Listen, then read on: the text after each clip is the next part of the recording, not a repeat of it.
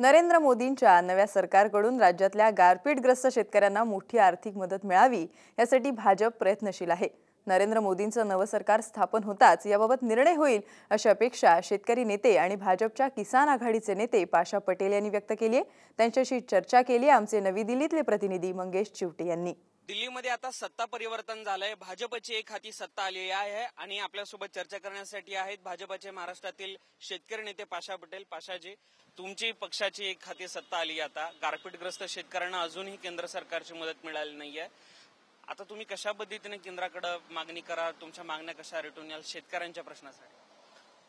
म्हणजे आता 2 दिवसापूर्वीच महाराष्ट्र भारतीय जनता पक्षाचे अध्यक्ष देवेंद्र फडणवीस यांनी मागणी केलेली आहे की गारपीटग्रस्तांना काहीतरी वाढून मिळायला पाहिजे। म्हणजे महाराष्ट्रामध्ये काँग्रेस आणि राष्ट्रवादीचं गड असताना ते जे संपलं ते एकाच गोष्टीमुळे की गारपीट झाली आणि त्यांनी जे बेदरकारपणे लोकांबरोबर वागले, लोकांना त्याचा राग आला, म्हणून पूर्ण काँग्रेस आणि राष्ट्रवादी काँग्रेस संपवण्याचं काम ग्रामीण भागातल्या लोकांनी केलेलं आहे। ही गोष्ट आम्हाला पक्की माहिती आहे।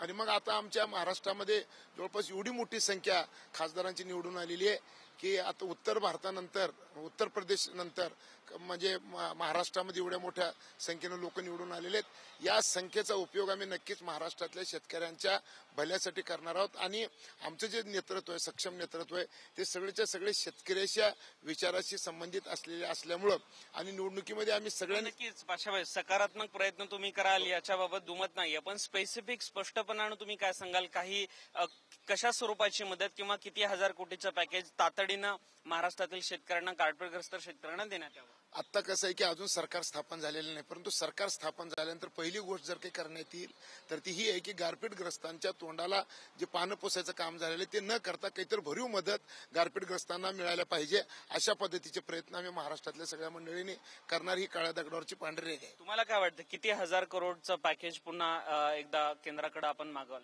आता असं आहे की आता एका एका एका क्षणामध्ये हे काही सांगणं शक्य नाही, का तर अजून महाराष्ट्रामध्ये पहिले लोकांनी काय केलेलं आहे हे बघून आणि मग त्याच्या उपर आम्ही तर त्यांच्यापेक्षा चांगलेच उपर चांगुलपणा दाखवण्याची एक संधी आम्हाला आहे।